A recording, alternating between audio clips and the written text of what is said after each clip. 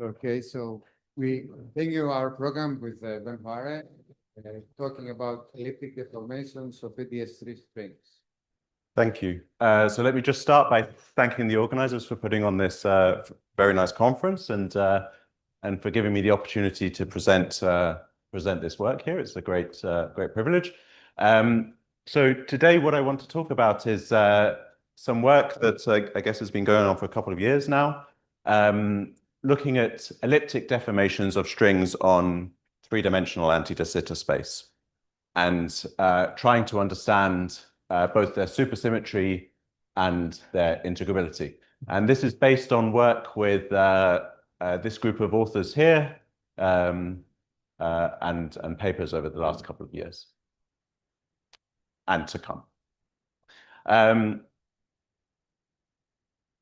Good. So let me just start by giving a bit of a motivation, try to sort of explain why we're interested in this. So I guess one of the kind of developments that sort of stimulated this series of conferences was the discovery of a kind of whole world of new integrable sigma models. And there have been various different constructions which have led to these, some of which we've heard about. And amongst this class of new sigma models are included deformations of string worldsheet theories, so the two-dimensional sigma models that live on the string worldsheet.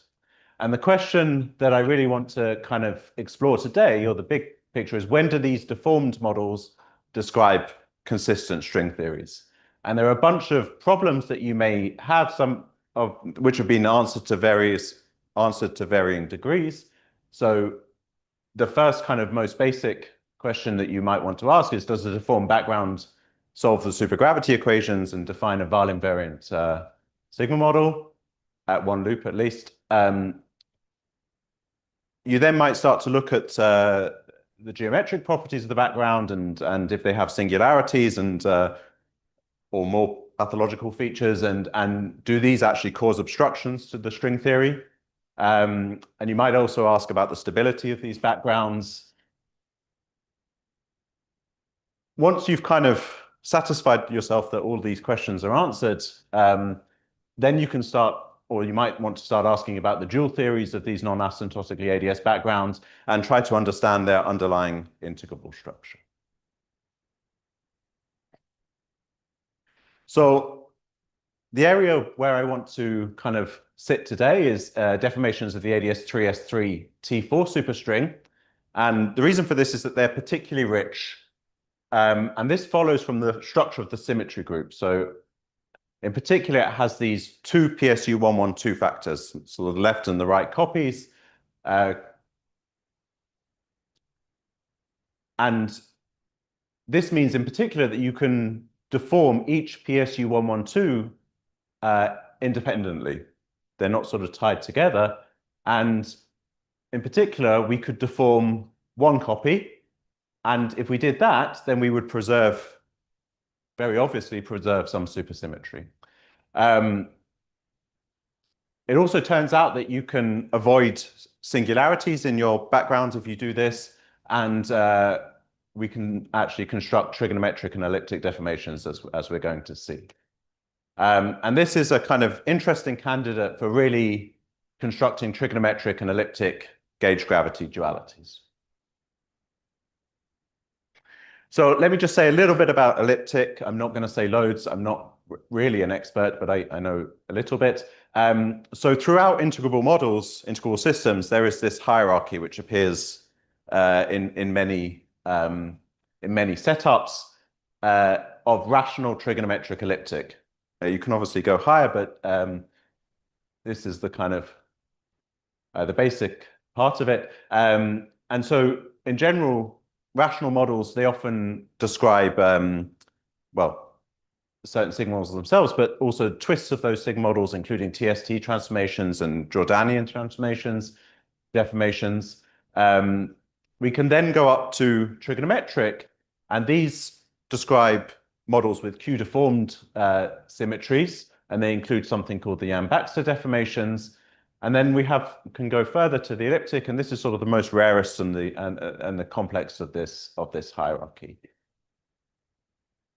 And just some examples of where this appears. There are many more, but so probably the most canonical is in the theory of SU2 spin chains, where we can go from the XXX Heisenberg spin chain, and then we can start to introduce parameters to get XXZ and XYZ.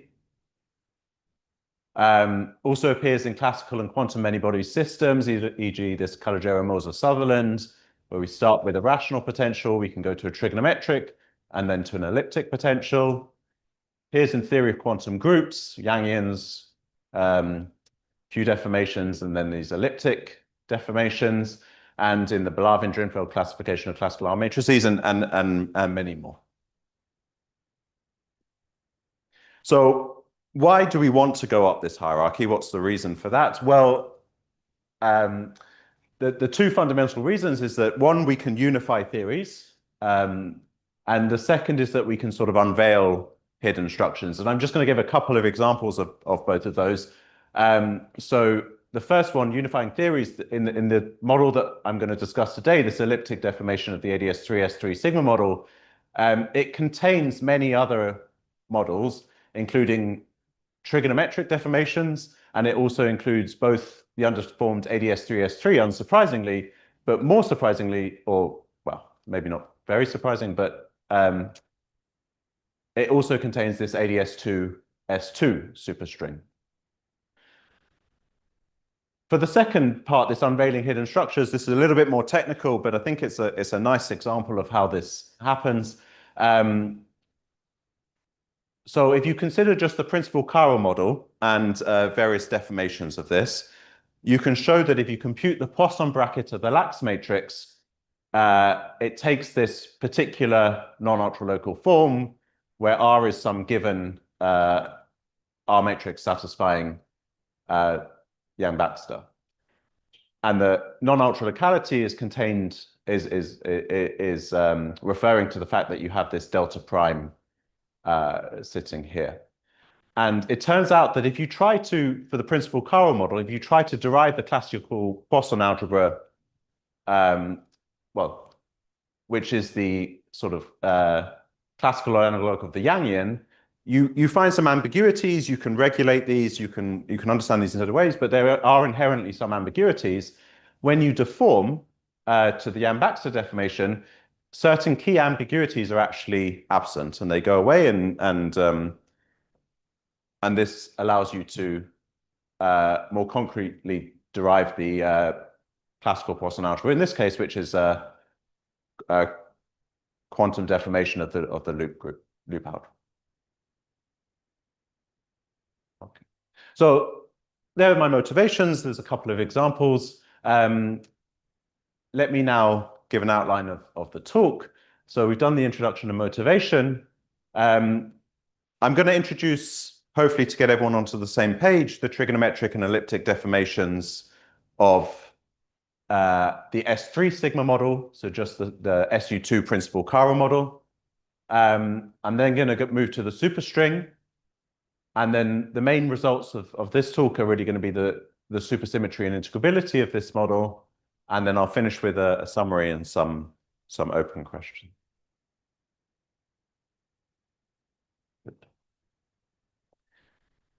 So let's start from the beginning. This is the action of the S3 sigma model, or the SU2 principal chiral model. So we have a group valued field GS that lives in SU2. Sigma A are my Pauli matrices. I can decompose the left invariant Mark-Cartan or pullback of one form in a basis of this SU2 of the Lie algebra.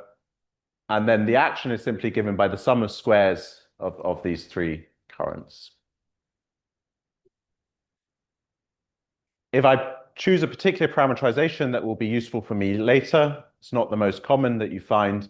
What you find, and you plug this in, what you find is a 2D bosonic sigma model with a round S3 target space metric.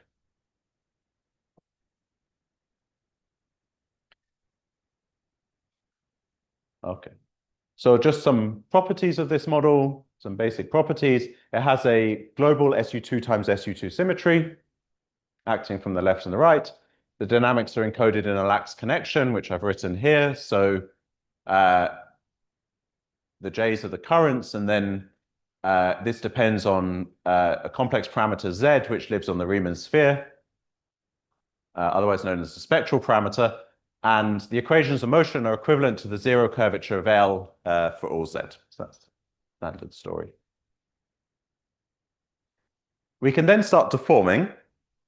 So in particular, what we do is we have, when we talked about the original model, we had coefficients 1, 1, 1 in front of the three current squares.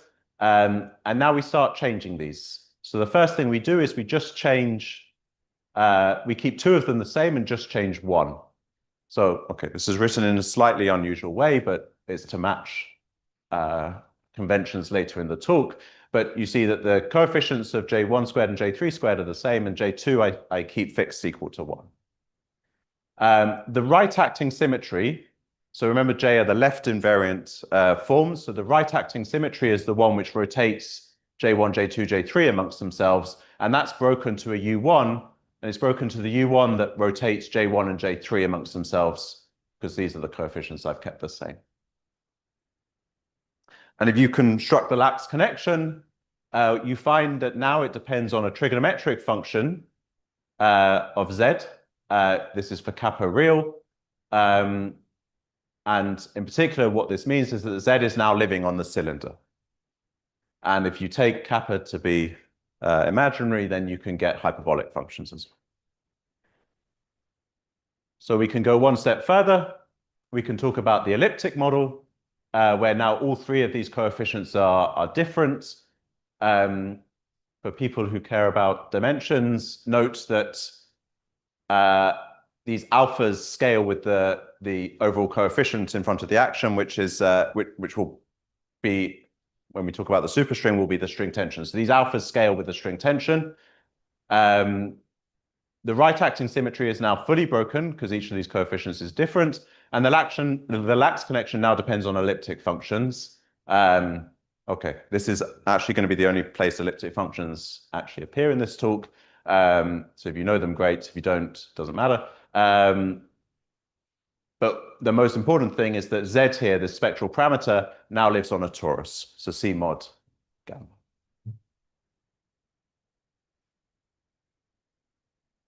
So that's the elliptic deformation of the S3 sigma model. How can we generalize this? So there are some generalizations known in the literature. The kind of most obvious one, which, well, is important for this talk, but it's very straightforward, is how to analytically continue to ADS3. So we can analytically continue SU2 to SU1, 1. The group manifold SU1, 1, universal cover, etc., gives you ADS3. I'm going to choose to parameterize my SU1, 1 in this way. The most important point here for this talk is that sigma 2 will control the time-like deformation. Time-like direction, sorry. So 1 and 3 are space-like directions, and 2 will be a time-like direction. And what this means, or one consequence of this, is that there are actually two trigonometric limits for S3. We can either take a time-like trigonometric deformation, where we let alpha 2 be different or distinguished, and set alpha 1 equal to alpha 3. So alpha 2 is controlling the time direction. So we call this the time-like deformation. And then the other case is the space-like, where we set alpha 3 equal to alpha 2, or equivalently, you could set alpha 1 equals alpha 2. And then the distinguished alpha is in a space-like direction, or controlling a space-like direction. So that's one straightforward generalization. You can also ask about going to higher rank groups, and there has been some nice work that's been done generalizing to SLNR and SLNC using 4D Chern-Simons. In general, it's not known well, in general, it's not known how to go to SUN compact real form. It's also not known how to generalize to general type A symmetric spaces such as S5, SO6 over SO5, or to type B symmetric spaces, which are of this form G times G over G, of which includes S3 and ADS3, but now where you deform both copies of G, elliptically deform both copies of G. So there are, well, yeah, these constructions are not known. So kind of extending this last point, it is also unknown how to generalize to the Z4 coset models that underpin the Green-Schwarz or hybrid strings in ADS backgrounds. So I've written the one that's relevant for the Green-Schwarz here, which is based on a Z4 coset. So these indices in brackets, they refer to some grading of some superalgebra. There are 4 gradings, 0, 1, 2, 3, and the action only depends on 3 of them. Sorry. Hence, we have a coset model. So it's not known how to elliptically deform this model. And even in the case of the Z4 permutation cosets, which describe ADS3, S3, T4, we don't know how to elliptically deform this, starting from a sigma model. However, what we do know is how to deform this model with only one copy of PSU112 trigonometrically deformed. And this is what I'm going to use as our starting point and to guess basically an elliptic deformation of the ADS3, S3, T4. Good. So let me just briefly introduce this trigonometric deformation. So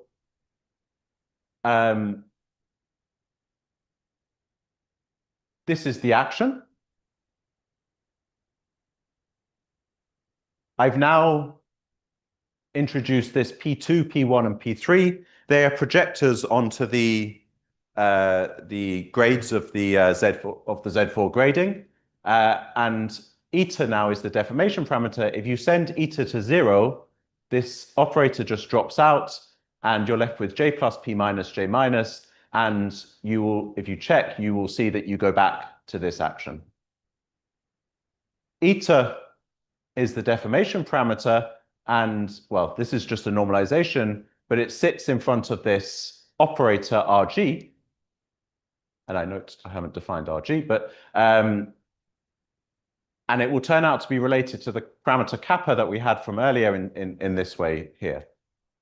And for an R, I'll come to this in the next slide, but for an R that satisfies certain properties, this model is classically integrable with the dynamics encoded in a lax connection. And just for people who may spot this, just a caveat that this is specifically the Yang-Baxter deformation in the case where only one copy of the PSU112 is deformed. It's a technical comment. So what is this operator R? So as I said, we're focusing on the case where we only deform one copy of PSU112. So the first thing we do is we say that it acts with 0 on the first copy, and then we just have an operator R that acts on the second copy. And then this should be an antisymmetric solution of the non-split modified classical Yang-Baxter equation on PSU112. So I'm not going to write the equations that govern this. You can read them in many papers. This is the solution that we're going to consider. So it basically maps, it takes Cartan generators and it maps it to 0. It takes positive roots and it multiplies them plus I. It takes negative roots and it multiplies them by minus I. And this is a sort of standard solution to this equation. And to ensure Weil invariance, we use the root system associated to the fermionic Dynkin diagram.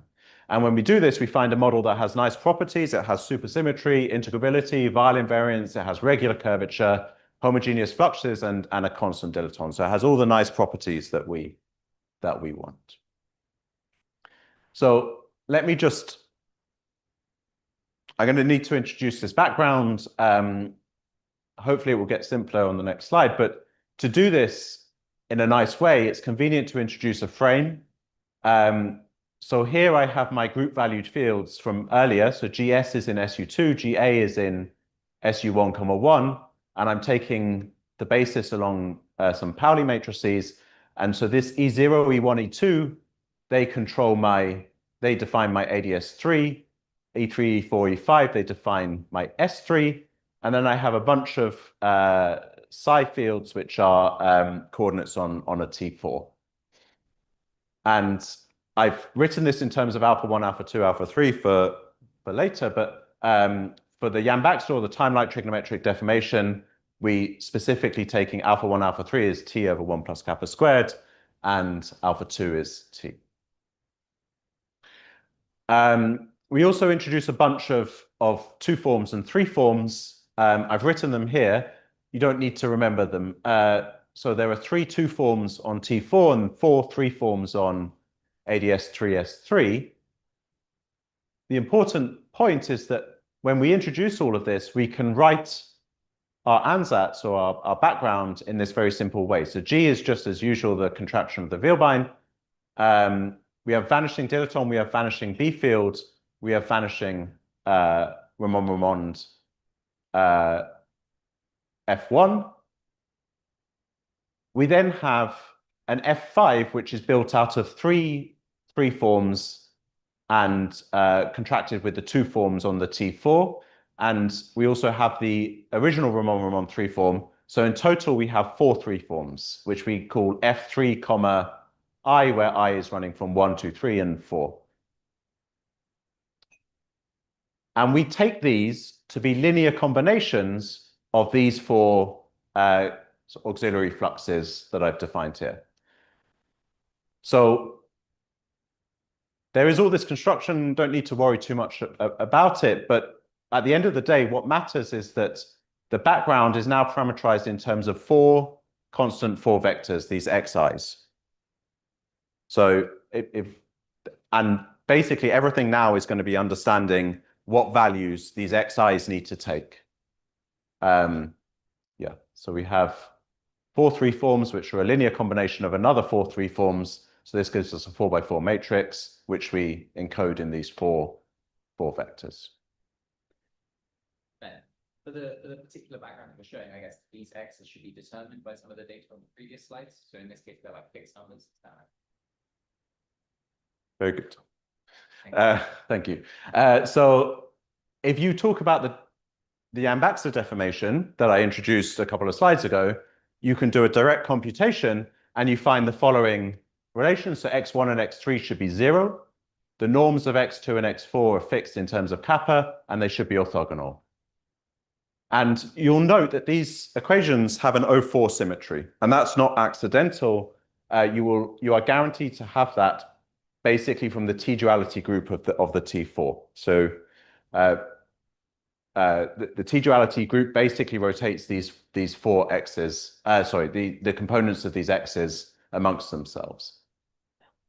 And so basically we will always, from now on, work in terms of these O4 invariants. The background has PSU 112 symmetry by construction because we only deformed 1 copy. The string sigma model is classically integrable by construction because it comes from the Yang-Baxter deformation.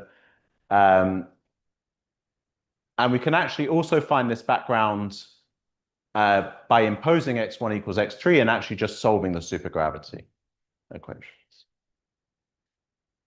So that's this trigonometric deformation. Essentially, the idea now is to generalize the elliptic deformation. We let alpha 1, alpha 2, alpha 3 varies, and we ask the following 3 questions.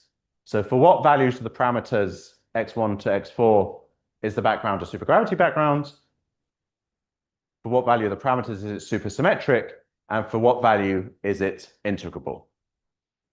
And the final part of this talk is basically going to be answering these 3 questions. And I'm going to answer the first one immediately. this particular set of 6 equations is what guarantees that you have a supergravity background. Again, the details are not super important. Actually, when you start to introduce supersymmetry, the geometric interpretation becomes nicer. So we'll focus on that. When you wrote down the trigonometric background, you didn't need 2 of these parameters, but in order to do something more general, you only introduced 2 extra parameters. Is somehow this like the only 2 things? Is this like, yeah? They're the minimal.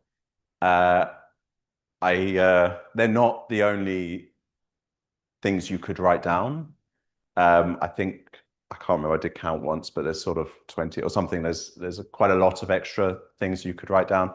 At one point, I was considering trying to explore this, and then I decided this was hard enough. So that was, but yeah, whether there are more options, and that's actually related to Ian's paper, poster, whether there's some interplay there. But How did you treat these 2 to oh, sorry. So okay, maybe so this.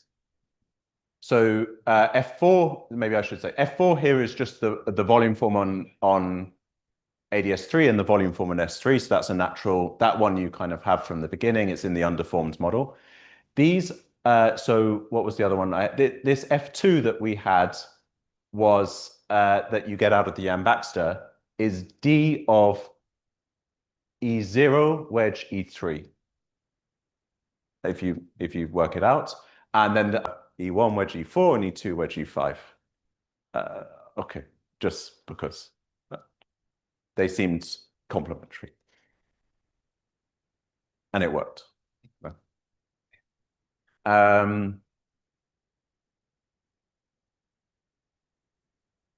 Okay, so these give you a supergravity background. And then now we can ask for which values of these parameters do we have supersymmetry. So to do this, we solve the Killing-Spinner equations. I'm not going to go through the computation. There's a discussion of it in one of the papers. We also have to use information from PP wave limits and piece together things, but eventually the first thing we find is that supersymmetry requires us to be living in this box here. So in particular, alpha 1 and alpha 3 are less than alpha 2. Remember, alpha 2 was distinguished. It was controlling the time-like direction. So this is fine from a symmetry point of view. So everything in the remainder of this talk, we will be living inside this box. And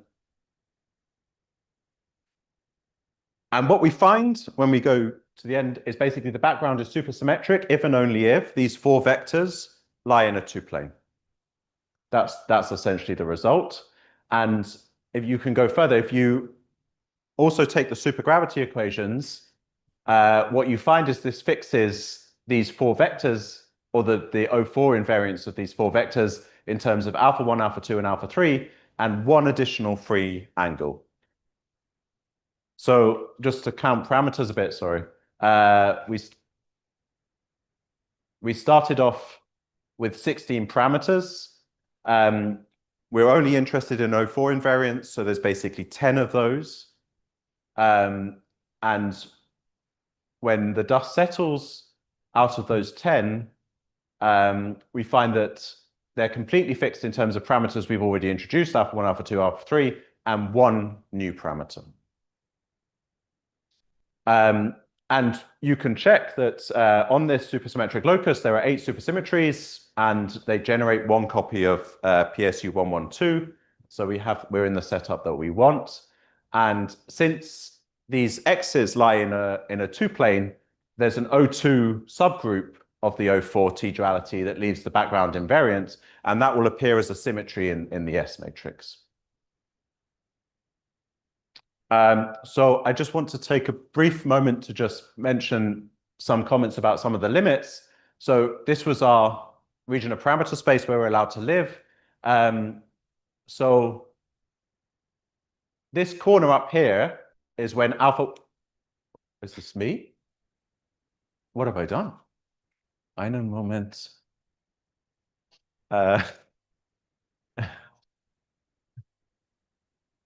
I don't know, maybe I pressed some button accidentally. Okay. Copilot. AI is taking over. Okay. Thinks it can do a better job.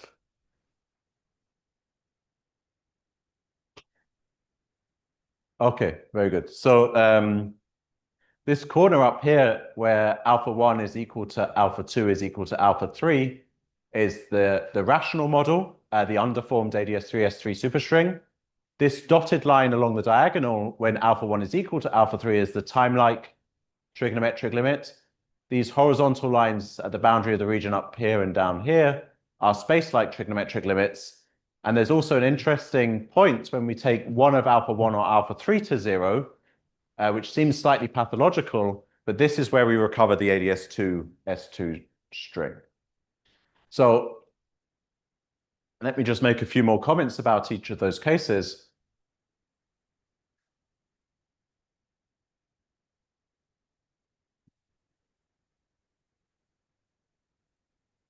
Great, thank you. So in the rational limit, these three alphas are equal. What you find is that the x1, 2, 3 all must be 0. x4 squared is equal to 1, and the angle phi drops out. This is just comes out of taking the limit. And as I already mentioned, the components of x4 are the coefficients of the volume form on ADS3. So what we recover is essentially the familiar underformed ADS3, S3, T4 supergravity background with 16 supersymmetries, the full PSU 112 squared. And now because x1, x2, and x3 are all equal to 0, we only have one vector. And so there's actually an O3 subgroup of the O4 T-duality group that leaves the background invariant. And this is rotations around the x4 axis. And again, this is known to be a symmetry of the S matrix. So this has been observed. So some comments about the time-like trigonometric limit.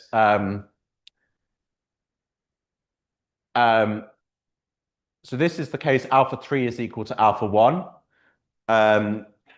We actually find two branches of solutions because the limit is actually, you need to do some rescaling and there's different options for how you do that. And each of these branches depends on a free parameter that originates from the angle phi. The two branches coincide at one point and we recover the supergravity background found from the Yang-Baxter deformation. However, we don't have a Yang-Baxter interpretation for general choices of the parameter, except one other special point on one of the branches. We don't really have a deep understanding of why that should be special, or if it is special. And we find a Yang-Baxter deformation based on an unusual operator R, which actually satisfies R to the 5 equals R, but not R cubed equals minus R, which is the property satisfied by the Drinfeld-Jimbo solution that I introduced earlier. And in general, you would be surprised that such a solution exists. And it's actually very intimately tied to you'll often hear people say that PSL22 is a very special superalgebra, and it is. And it's intimately tied to the structure of this particular superalgebra. Some comments on the space-like trigonometric limits. So in this case, alpha 3 is equal to alpha 2. Again, like the rational case, the angle phi actually completely drops out, and we're just left with this setting where x2 and x3 are equal to 0, and x1 squared and x4 squared are fixed. Their norms are fixed. Sorry, this should be x1 dot x4 is equal to 0, and they are orthogonal. This can actually be found from the original Yang-Baxter deformation by analytic continuation, and if you take kappa tilde to 1, this is the limit which gives you ADS2 times S2. What you get is times T4 times R2, and then if you compactify, you can get back to the T6. And it's the standard Bertotti-Robinson solution with 8 supersymmetries. Okay, so I think that the final part of my talk and the final result I want to mention is classical integrability. So I've kind of chosen to present this in some pictures, but there is a kind of standard prescription now for how to test classical integrability. This is a test of classical integrability, not a proof. And that is to essentially fix a uniform light cone gauge. So this is the analog of the usual light cone gauge of strings, where you get a physical theory with 8 + 8 degrees of freedom. You decompactify the string weld sheet and expand around a classical string solution.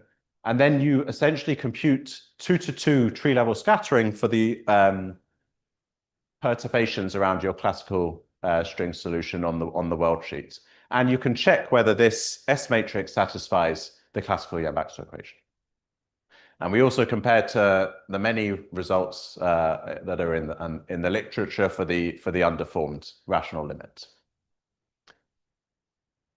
So the first thing you look at is the dispersion relation. So in the undeformed theory, you have 4 + 4 massive degrees of freedom with this standard quadratic dispersion relation. This gets corrected at higher orders in the string coupling. And in the elliptic case, this gets deformed to this more complicated dispersion, which I'm not going to discuss in detail, but is quite interesting in its own right. 2 + 2 of the bosons and fermions have energy E+, and 2 + 2 have energy E-. So this is my picture of what happens. So what you find in the undeformed case is that the S matrix is diagonal in plus and minus. So plus only goes to plus minus to plus minus, and so on. And for the plus scattering in some basis, which I haven't told you, this is essentially the structure of the S matrix. And you find that this 16 by 16 S matrix can be written as a tensor product of two 4 by 4 matrices, and it satisfies the classical Yang-Baxter equation. And when we deform, we find that we get some extra non-vanishing components. This breaks this factorization into 4 by 4 matrices, but it does still satisfy the classical Yang-Baxter equation, indicating integrability. Okay, so let me just summarize the results, which map to the questions I asked earlier. We have a supergravity background for the elliptic deformation of the bosonic ADS3S3 sigma model. The background is supersymmetric if the 4 vectors lie in a 2-plane. And on the supersymmetric locus, the 2-to-2 tree level scattering of massive excitations satisfies the classical Yang-Baxter equation. And this demonstrates or evidences classical integrability. And of course, there are many, many open questions, which I think I have a couple of minutes, just to say a few words about. So obviously, it would be nice to find a coset formulation of the string sigma model and an Elliptic connection in the elliptic case. We have some preliminary results in this direction, but we still have questions. And we also don't have an origin of this angle phi, which is very confusing. What is the interpretation of this?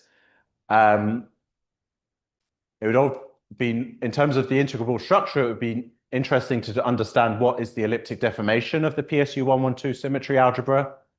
In particular, in the undeformed case, this label plus minus I introduced is measuring a U1 charge, and that is essentially what gives you this diagonal scattering in this label.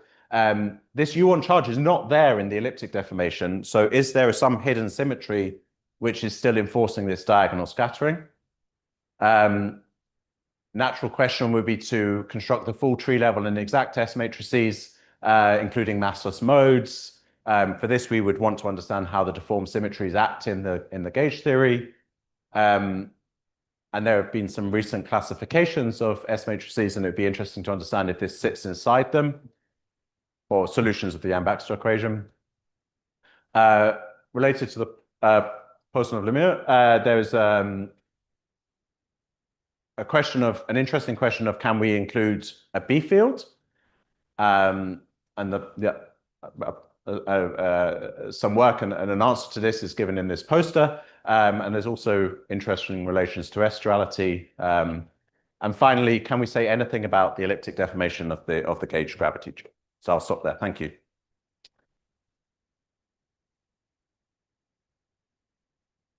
I should say perfect timing. Questions?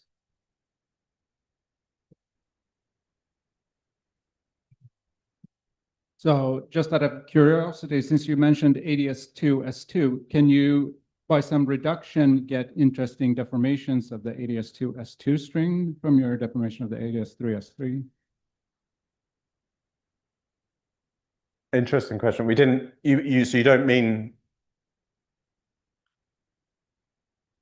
yeah, interesting question. So one thing I don't know is what would, well, one thing I didn't mention is that I guess elliptic deformation of S2 is sort of not known. There is a proposal from Costello and Yamazaki in their Chern-Simons paper, but as far as I can see, this metric is complex. It's not a real deformation of S2. So I would somehow expect there to be some obstructions to doing such a truncation.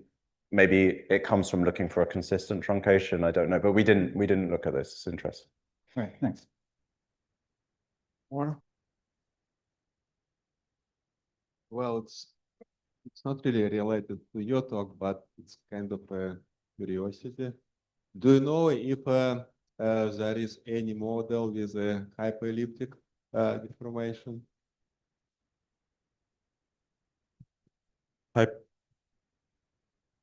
Well, you can construct R matrix with a spectral parameter taking values in any Riemann surface. So I guess the answer. So by hyperelliptic, you mean on a higher genus Riemann surface? Right. So in this context, I don't know. I guess there is work, and I'm not an I couldn't give you references. You'd have to ask other people for references. But I guess there is work of 4D Chern-Simons on higher genus Riemann surfaces, constructing sigma models and things which would be hyperelliptic. But I certainly don't see a connection between that and this. In that. Well, you have a lot of parameters, right? Here, Yeah. four. Well, you impose a lot of conditions like supersymmetry, and this reduces the number of parameters you have. Yeah, no, it'd be an interesting question. I think here we're very much sitting inside the elliptic because of our starting point with the ADS3, S3. I agree. It's a very interesting question, going beyond this elliptic point. I think all sorts of issues come up to do with winding modes on the hyperelliptic surfaces and on the higher genus Riemann surfaces, and so it's a non-trivial exercise, and I wouldn't be able to guess how to generalize that in that case, but maybe it's possible. It's certainly interesting. thank you. More questions?